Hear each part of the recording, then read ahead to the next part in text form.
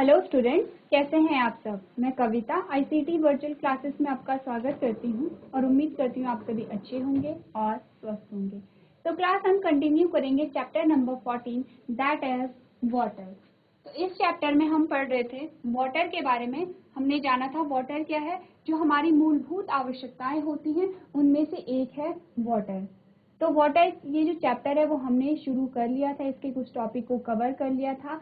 हम पढ़ रहे थे वाटर साइकिल यानी कि जल चक्र के बारे में। तो जल चक्र के बारे में पढ़ने से पहले हम क्या करेंगे, कुछ रिवीजन कर लेंगे कि अभी तक हमने इस चैप्टर में क्या क्या पढ़ा है। तो आइए स्टार्ट करते हैं। सबसे पहले हमने क्या देखा था, जल का परिचय देखा था, जिसमें हमने क्या जाना था कि पानी हमारे लिए कितना इम्पोर्टेंट है। हमने जाना था जो भी जीव होते हैं, चाहे वो पादप हो यानी कि प्लांट्स हो या फिर वो मनुष्य हो, सबके लिए क्या है, पानी आवश्यक है। ये किसी को बताने की आवश्यकता नहीं है, क्योंकि क्या है, हम सभी को पता है कि पानी की जो इम्पोर्टेंस है वो क्या क्या होती है। इसके बाद हमने जो नेक्स्ट टॉपिक देखा था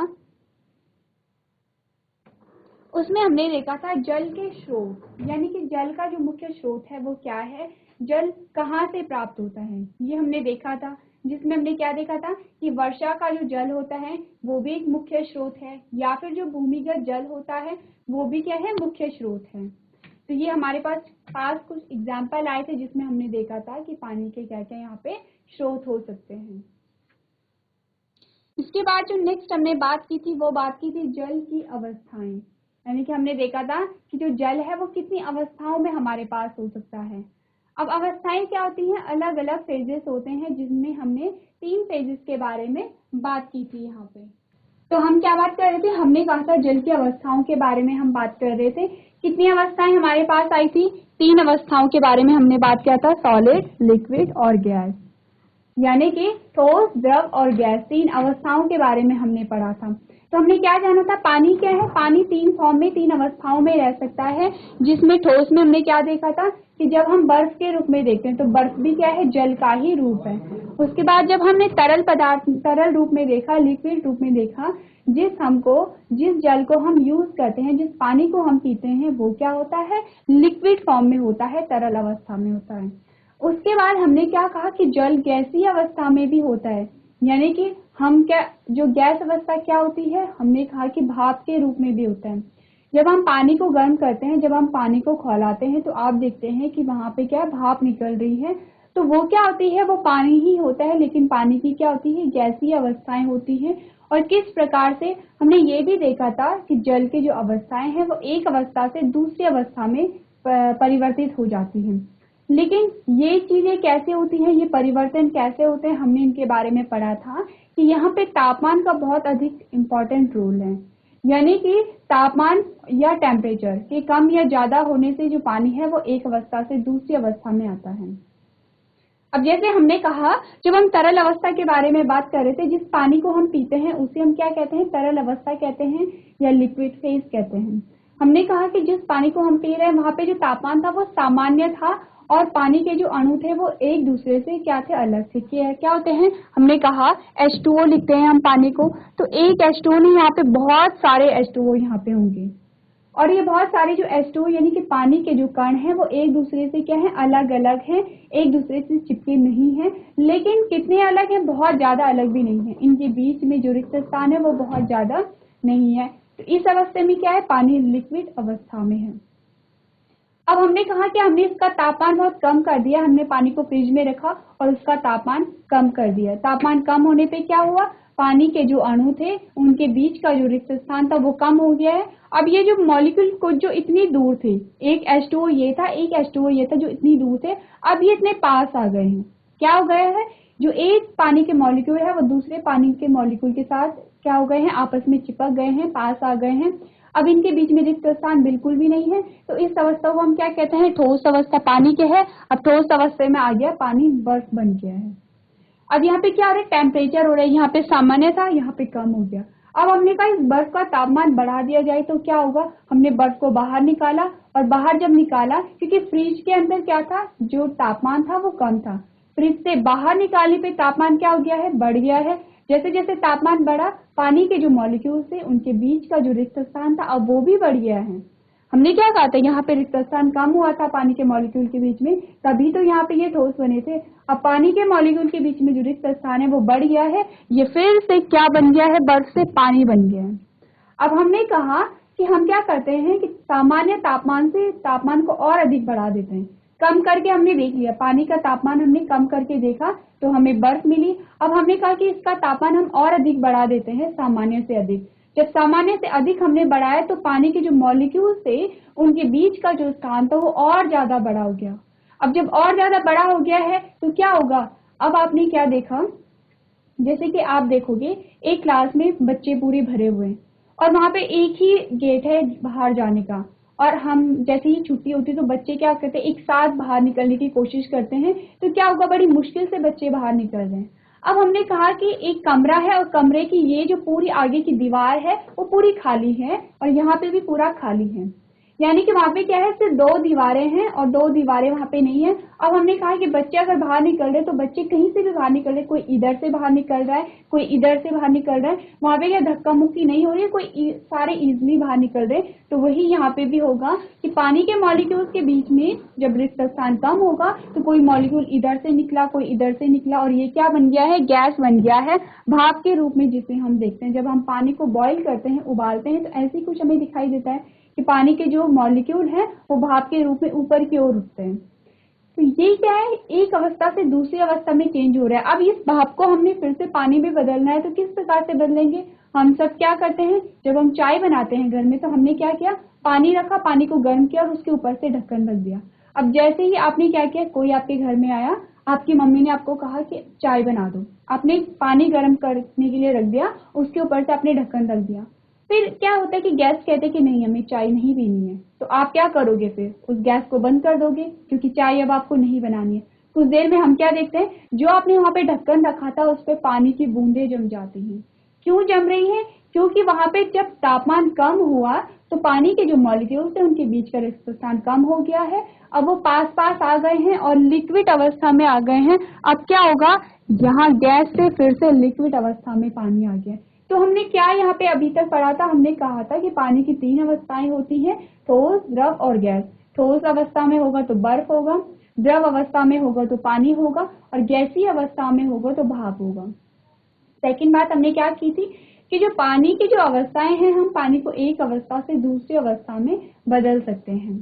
तो यहाँ तक की बात हमने कर ली थी। उसके बाद जो हमारे पास नेक्स्ट टॉपिक आया था वो था जल चक्र। तो हम पढ़ रहे थे जल चक्र के बारे में। हमने जल चक्र का सिर्फ इंट्रोडक्शन देखा था, परिचय देखा था कि क्या होता है जल चक्र। तो क्या होता है जल चक्र, जैसे कि नाम हमें बता रहे कि ये कुछ चक्र जैसा होगा। चक्र क्या होता है, कोई भी गोल चीज है, कोई भी गोल चीज है, यानी जो यहाँ से शुरू हुई और घूम फिर के फिर यहीं आ गई है। कोई भी जो गोल चीज में इस अवस्था में कोई चीज चल रही है तो उसे हम चक्र कहते हैं। और जल की बात हो रही है तो जल चक्र है। तो जल का भी ऐसी चक्र चलता है। कैसे चक्र चलता है, जो पृथ्वी से और वायुमंडल में और वायुमंडल से पृथ्वी में, ऐसा ही चक्र चलता है जल का। किस प्रकार से चलता है ये हम आगे अलग अलग चरणों में हम देखेंगे कि ये जो जल चक्र है वो किस प्रकार से चलता है। तो सबसे पहले हमने क्या देखा, पानी कभी हिलना बंद नहीं करता है। अब पानी हिलना बंद क्यों नहीं करता है, ये हमने पहले इसके बारे में बात कर चुके हैं कि पानी क्यों नहीं हिल रहा है, क्योंकि पानी के जो मॉलिक्यूल हैं वो क्या है, उनमें लगातार गति हो रही है, क्योंकि उनमें गतिज ऊर्जा होती है। ऊर्जा के कारण पानी क्या है, लगातार हिलता रहता है। इसका एग्जाम्पल मैंने आपको क्या दिया था, बार बार हमने क्या बात की है, हम जब किसी एक ग्लास में आप इंक के एक बूंद डालेंगे, स्याही के एक बूंद डालेंगे, तो क्या होता है, धीरे धीरे आप देखेंगे पूरा जो पानी है, पूरे पानी में स्याही फैलने लगती है। या फिर आप कोई भी कलर डाल दो पानी में, तो पानी क्या होता है, धीरे धीरे वो क्या होता है, जो कलर है वो घुलने लगता है। तो क्या हो रहा है यहाँ पे कि जो पानी के जो मॉलिक्यूल हैं उनके बीच में क्या हो रही है, गति हो रही है। सिंपली अगर आप क्या देखोगे, अगर आपने पानी की ग्लास में चीनी का एक चम्मच डाला और आपने उसे घोला नहीं, तो बिना घोले भी आप देखोगे कि चीनी जो है वो धीरे धीरे खुद ब खुद गल रही है, खुद ब खुद घुल रही है। क्यों घुल रही है, क्योंकि पानी के जो मॉलिक्यूल हैं वो हमेशा गति करते रहते हैं। इसीलिए कहा गया है कि पानी कभी हिलना बंद नहीं करता है। नेक्स्ट हमने क्या देखा, जल चक्र मुख्य रूप से पृथ्वी की सतह से जल की सतत गति की प्रक्रिया का वर्णन करता है। तो जल चक्र में हम क्या पढ़ेंगे कि जल जो है वो पृथ्वी से किस प्रकार वायुमंडल में जाएगा और वायुमंडल से किस प्रकार वर्षा के रूप में पृथ्वी पे आएगा। हम सभी ने देखा है कि वर्षा हो रही है, वर्षा होती है, तो क्या आपने कभी सोचा है कि वर्षा कैसे होती है, कैसे बारिश हो रही है, पानी कहाँ से आ रहा होगा। कभी कभी आप देखते हो कि बहुत दिनों तक लगातार बारिश होती रहती है, तो क्या आपने कभी सोचा है कि ये जो इतना सारा पानी निकल रहा है ये कहाँ से निकल रहा है। तो यही चीज हम यहाँ पे देखेंगे कि आखिर वर्षा किस प्रकार से होती है। तो ये वर्षा किस प्रकार से होती है, वायुमंडल का जो पानी है, जो पृथ्वी का जो पानी है वो वायुमंडल में जाता है, वायुमंडल से फिर वो जो पानी है वर्षा के रूप में पृथ्वी पर आता है और यही चक्र बार बार चलता रहता है, यही हम पढ़ेंगे। उसके बाद आप देखेंगे आमतौर पर 4 अलग अलग चरणों में जाना जाता है किसी जल चक्र को, यानी कि यहाँ पे 4 अवस्थाएं होती हैं, 4 अवस्थाओं में जो जल चक्र है उसे यहाँ पे पढ़ा जाता है। संपूर्ण चक्र सूर्य द्वारा नियंत्रित होता है और इसे जलीय चक्र के रूप में भी जाना जाता है। तो ये जो जल चक्र है ये किससे, कौन इसे कंट्रोल करता है या कौन इसे रेगुलेट करता है, वो है सूर्य का प्रकाश। क्योंकि हमने क्या कहा था, हम जल चक्र में क्या देखेंगे कि जो जल की अवस्थाएं हैं हमें यहाँ देखने को मिलेंगी। जब हम जल चक्र के बारे में पढ़ेंगे तो हम देखेंगे जो जल की अवस्थाएं हैं, अब जल एक अवस्था से दूसरी अवस्था में जाएगा, कैसे लिक्विड अवस्था से वो गैसीय अवस्था में जाएगा। तो ये जो अवस्थाएं बदल रही हैं, हमने कहा कि ये तापमान की वजह से बदल रही हैं। यहाँ पे तापमान क्या हो रहा है, कम हो रहा है या ज्यादा हो रहा है, उस वजह से पानी एक अवस्था से दूसरी अवस्था में जा रहा है। तो ये तापमान आता कहाँ से है, ये कहाँ से आएगा, सूर्य से आएगा। इसीलिए कहा गया है कि यहाँ पे जो जल चक्र है इसे कौन रेगुलेट करता है, इसे सूर्य नियंत्रित करता है। तो यहाँ पे जो जल चक्र है, जल चक्र के हमारे पास 4 स्टेप आते हैं।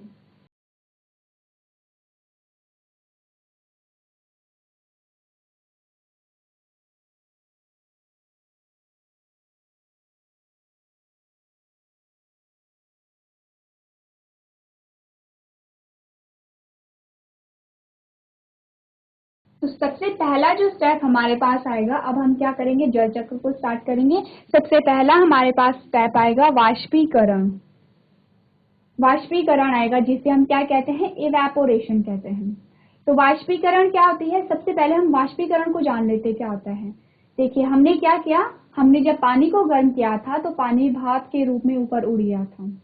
क्या है ये, वाष्पीकरण है। इस प्रक्रिया को वाष्पीकरण कहते हैं, यानी कि पानी का द्रव अवस्था से गैसीय अवस्था में जो निकलने की प्रक्रिया है, गैसीय अवस्था में ऊपर की ओर जो जाने की प्रक्रिया है, उसे हम वाष्पीकरण कहते हैं। जैसे कि हमारे जो गीले कपड़े होते हैं वो हम क्या करते हैं, उसे धूप में रख देते हैं।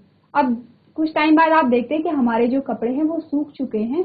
कैसे सूखे, वो पानी कहाँ गया, वो जो पानी था वो पानी भाप के रूप में उड़ गया है वायुमंडल में, और इसी प्रोसेस को हमने फिर से क्या कहा, वाष्पीकरण कहा। वहां पे भी क्या हो रहा है, वाष्पीकरण हो रहा है। हम पानी गर्म कर रहे हैं, वो वाष्पीकरण हो रहा है। हम गीले कपड़े को सुखा रहे हैं, वो भी वाष्पीकरण हो रहा है। तो वाष्पीकरण को हम समझ चुके हैं। अब हमें एक और चीज समझनी है जिसे हम वाष्पोत्सर्जन कहते हैं, या फिर हम तो इवेपोरेशन या वाष्पीकरण और वाष्पोत्सर्जन में बहुत कम यहाँ पे डिफरेंस होता है। आप देखेंगे हम जो वाष्पोत्सर्जन है उसे क्या कहते हैं, ट्रांसपीरेशन कहते हैं। तो ट्रांसपीरेशन और इवेपोरेशन तो अलग अलग प्रक्रियाएं हैं। जब भी वाष्पोत्सर्जन या फिर ट्रांसपीरेशन का नाम आएगा तो वो ये जो प्रक्रिया है ये कहाँ पाई जाएगी, पेड़ों में पाई जाती है। तो पेड़ों में क्या होता है कि पेड़ यहाँ से, पेड़ की जो जड़ें होती हैं वो पानी को अवशोषित करती हैं। पानी को अवशोषित करके क्या करती हैं, पानी का यूज करती हैं, उपयोग करती हैं। लेकिन जितना पानी जो पेड़ की जड़ है वो अवशोषित करती है, उतना सारा का सारा पानी पेड़ यूज नहीं करता है। उसमें से वो क्या करता है, जो एक्स्ट्रा पानी हो जाता है वो पत्तियों के द्वारा भाप के रूप में उड़ जाता है। तो इसी प्रक्रिया को हमने क्या कहा, ट्रांसपीरेशन कहा। अब प्रोसेस एक ही है, यानी कि अगर हमने वाष्पीकरण कहा या वाष्पोत्सर्जन कहा, वाष्पीकरण क्या हो रहा है, सामान्य जो हम अभी हमने एग्जांपल देखा पानी को गर्म करने में या फिर कपड़े सुखाने में, और वाष्पोत्सर्जन हमने कहाँ देखा, पेड़ पौधों में।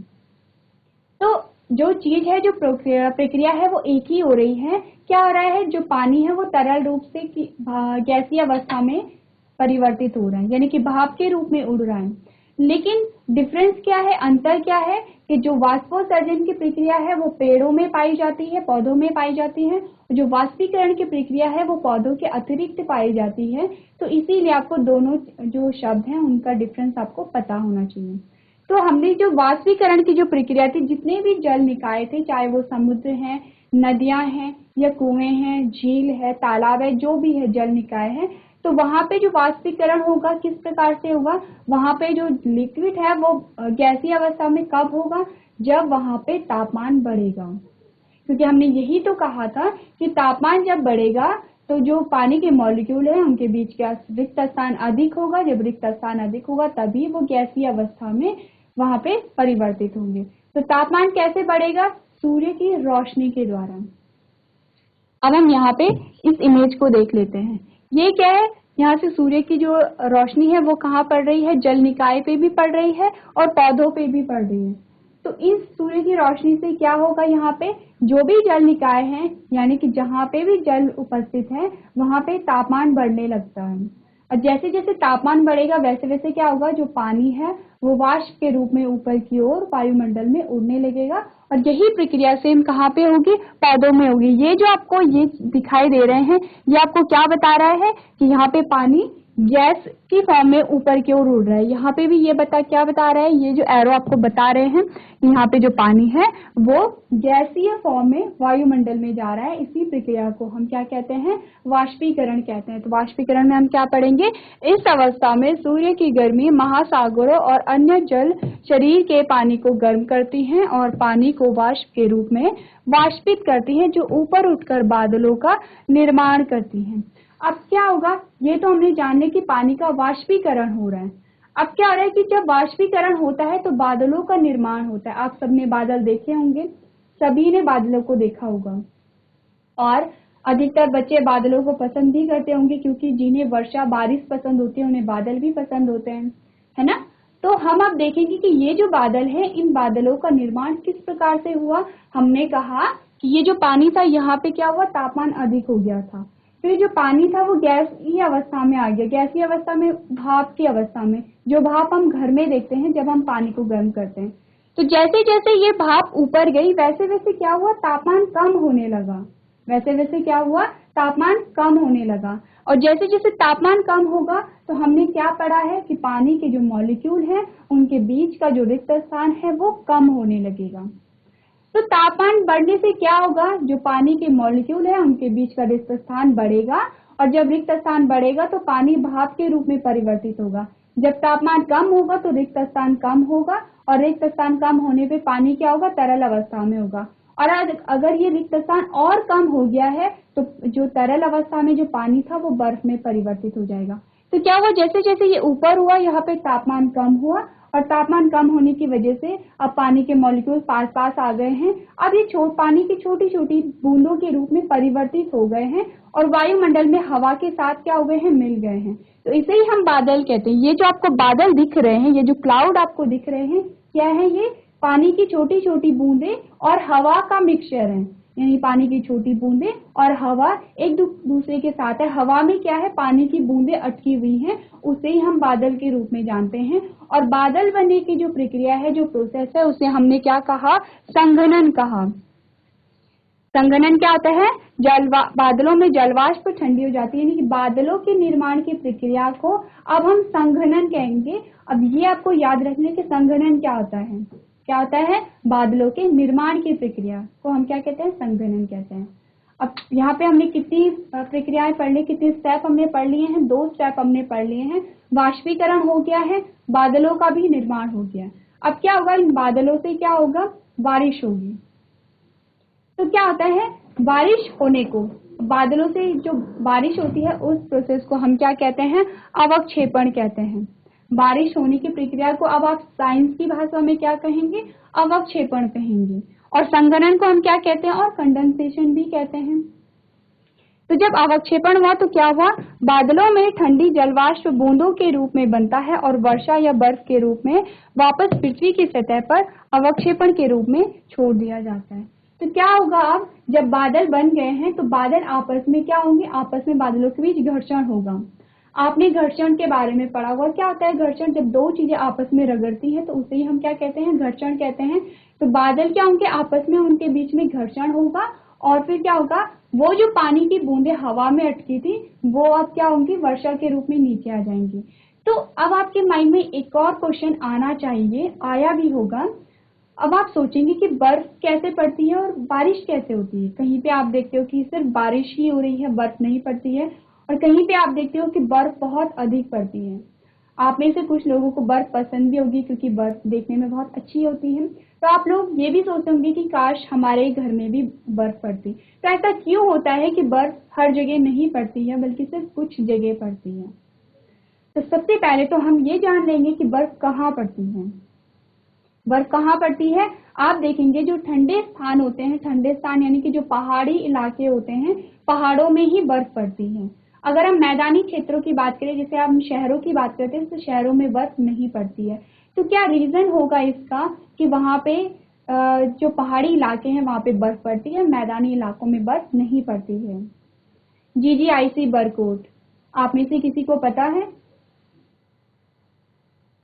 चलिए मैं आपको बताती हूँ कि ऐसा क्यों होता है।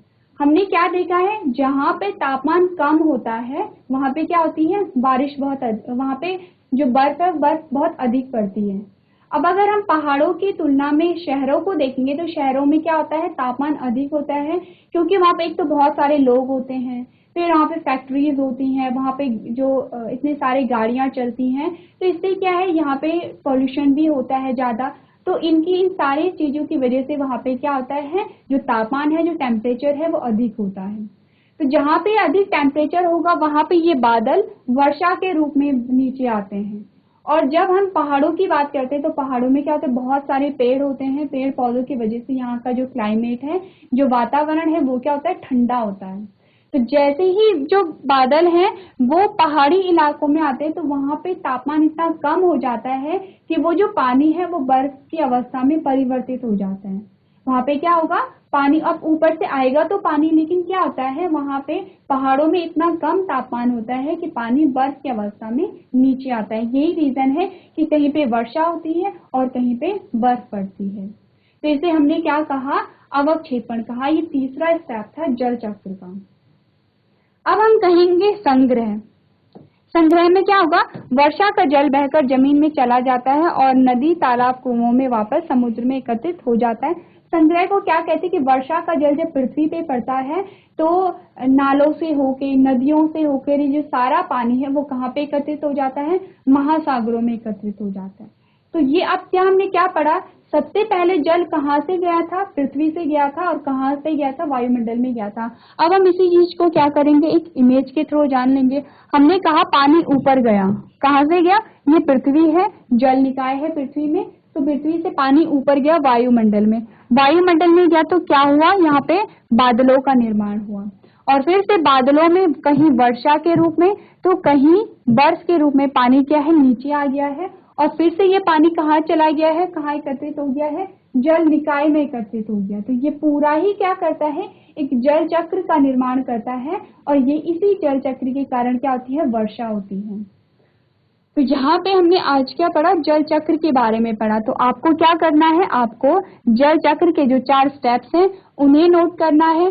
सेकंड आपने क्या करना है?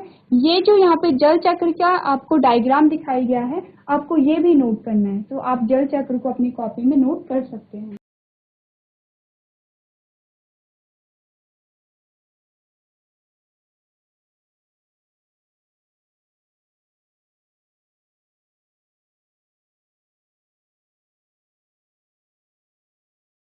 चलिए अब जल चक्र के बाद जो हमारे पास नेक्स्ट टॉपिक आता है वो है जल तालिका। तो क्या होती है जल तालिका?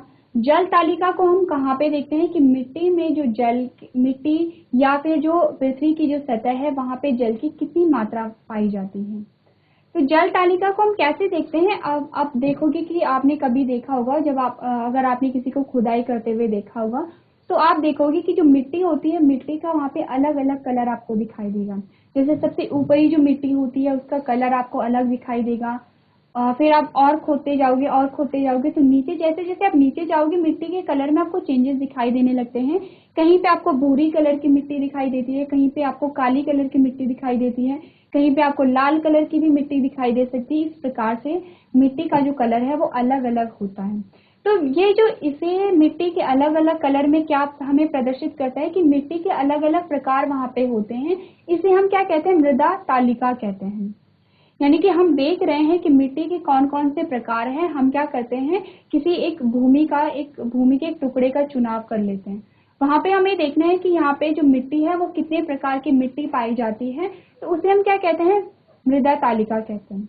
सेम उसी प्रकार हमने क्या किया कि हमने एक जमीन के एक टुकड़े को वहां पे चुना, यानी कि कोई भी खेत है या कोई मैदान है, हमने एक जगह को वहां पे सेलेक्ट किया। अब हम वहां पे देखना चाहते हैं कि वहां पे कितना पानी उपस्थित है।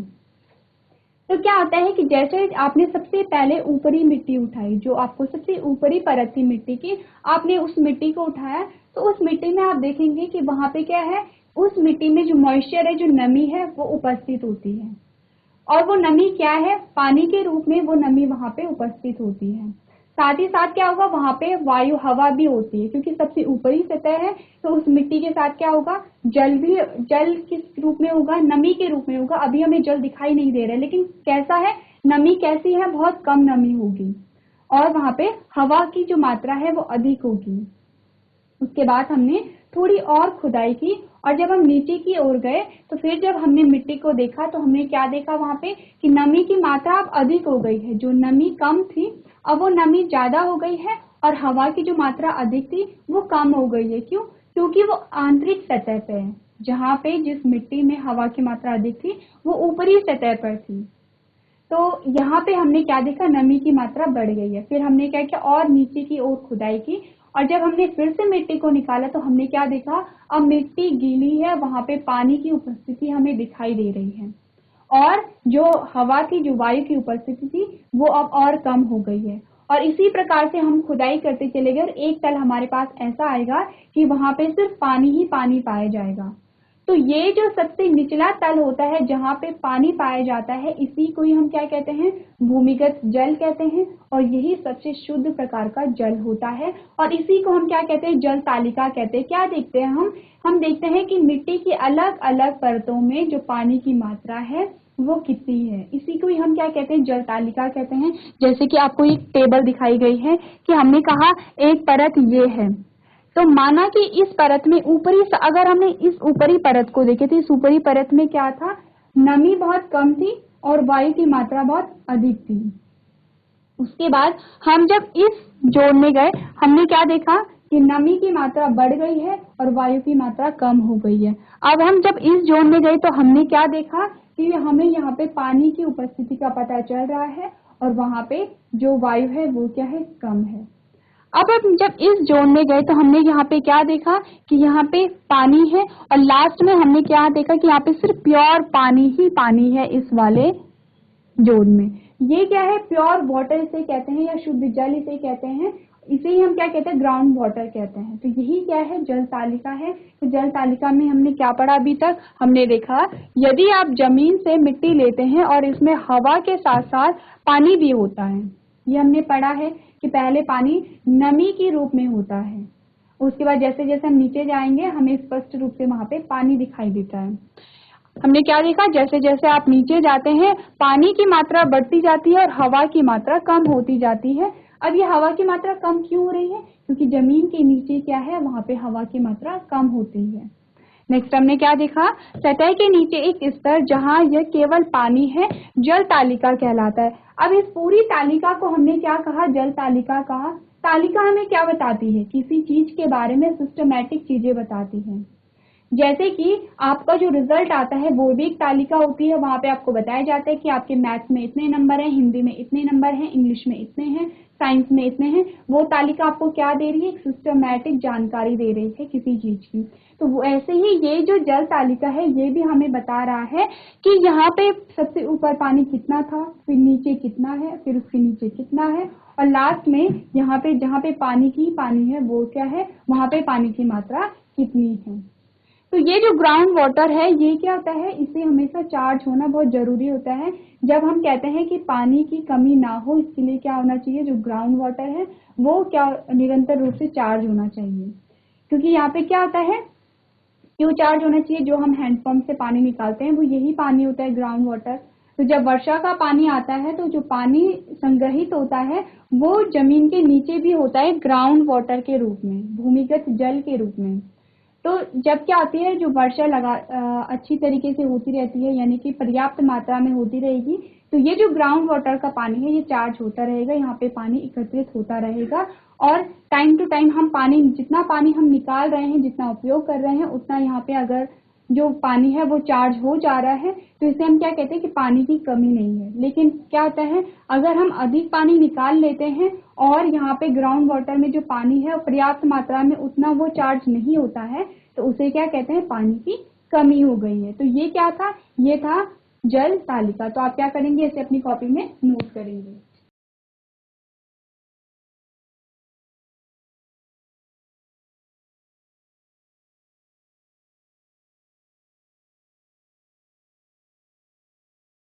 तो क्लास, आज हमने क्या क्या पढ़ा, हमने वाटर साइकिल के बारे में जाना है।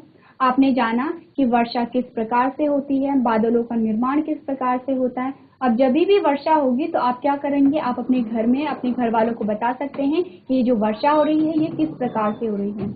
उसके बाद हमने जल तालिका के बारे में जाना है। तो आपको ये सारी चीजें लर्न करनी है, याद करनी है। आपको जल चक्र के बारे में जब भी आप लिखेंगे, अगर आपके पास क्वेश्चन आएगा तो आप डायग्रामेटिक वे में उसे समझाएंगे। तो आज के सेशन में हम इतना ही करेंगे, इसके आगे का जो पोर्शन है उसे हम नेक्स्ट क्लास में कंटिन्यू करेंगे। तो अभी तक क्लास में बने रहने के लिए आपका धन्यवाद।